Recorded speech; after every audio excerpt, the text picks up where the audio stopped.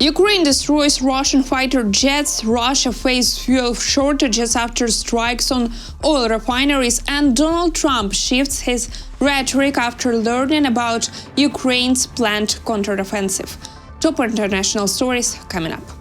Ukrainian military intelligence says its special forces destroyed 2 Russian An-26 aircraft in Crimea. The Defense Ministry's intelligence directorate confirmed the strike today. Ukrainian military intelligence says its special forces carried out a raid in occupied Crimea, destroying 2 Russian An-26 transport aircraft. The elite unit known as the Ghosts also struck enemy radar installations, including a coastal surveillance station.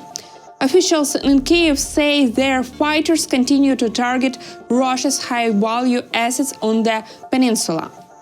Meanwhile, on the Eastern Front, Ukraine's military says its forces have shot down a Russian Su-34 fighter jet in the Zaporizhia region.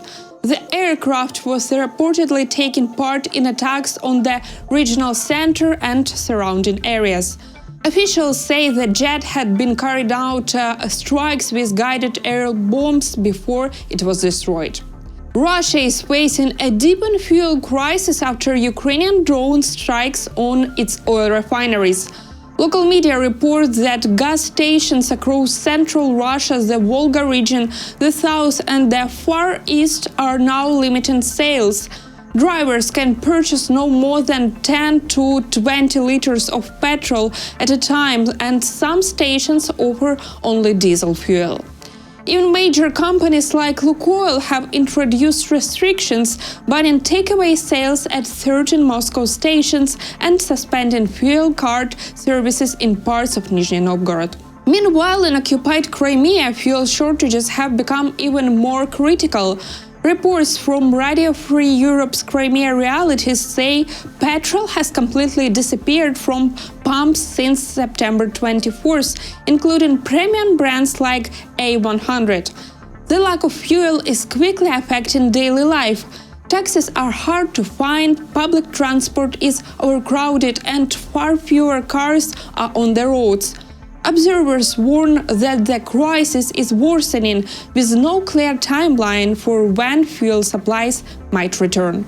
Ukrainian President Volodymyr Zelensky says weapons determine who survives in conflicts. Speaking at the United Nations General Assembly in New York, Zelensky warned that international law does not always work in full when there are no powerful allies ready to defend it, or when there is no effective weaponry. He stressed that having strong defense capabilities is essential for survival in today's world. Today, no one but ourselves can guarantee security. Only strong alliances, only strong partners, and only our own weapons. The 21st century isn't much different from the past. If a nation wants peace, it still has to work on weapons. It's sick, but that's the reality. Not international law, not cooperation. Weapons decide who survives. Volodymyr Zelensky criticized the weakness of international institutions, saying they are unable to stop the bloodshed. He argued that countries and peoples who want to live in peace must arm themselves and invest in their own defense. The Ukrainian leader also stressed that Russia's war against Ukraine is only the beginning. Stopping Russian President Vladimir Putin now, he said, would be far less costly than rebuilding economies later, as Moscow continues to expand operations across Europe, leaving no nation truly safe. Ukrainians are peaceful people, but they are people who want to live freely in their own independent country. That's why we invest in defense. For many nations, there is simply no other way left.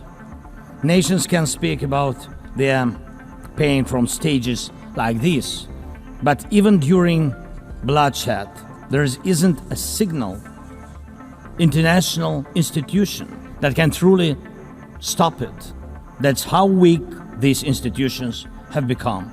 US President Donald Trump has shifted to a more supportive tone on Ukraine after consulting with advisors and reviewing plans for Ukrainian offensive. Despite this change in rhetoric, his policy on Ukraine remains unchanged, particularly regarding limits on the use of US weapons for strikes, the Wall Street Journal reports.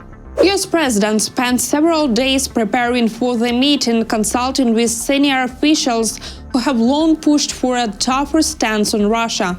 Among them were Special Envoy Kit Kellogg and the new US Ambassador to the UN, Michael Waltz. They reportedly told Trump that Russia has made only limited progress on the front lines in recent years. Trump was also briefed on Ukraine's planned offensive, which will likely require support from US intelligence. Sources suggest that Ukraine's acceptance of US calls for a ceasefire and its public thanks to Donald Trump for his effort to end the war may have influenced his more positive rhetoric. However, insiders note that Trump policy itself has not changed. While arms sales continue, he is still restricting the use of American weapons for strikes on Russian sovereign territory. Meanwhile, Ukrainian forces are making gains on multiple fronts, according to the latest report from the Institute for the Study of War. Recent geolocation footage shows Ukraine's soldiers advancing east of Kazatsk and into the eastern part of Novopavlivka on the Pokrovsky front. On the Liman front, troops moved north of the village of Torske, gaining ground against Russian positions. Over the past 24 hours, Ukraine's general staff says its army stops 49 Russian attacks on the Pokrovsky front and 25 on the Liman front. The Dnipro Operation Group reports that Ukrainian forces successfully repelled Russian advances near Kazatsk and Torske.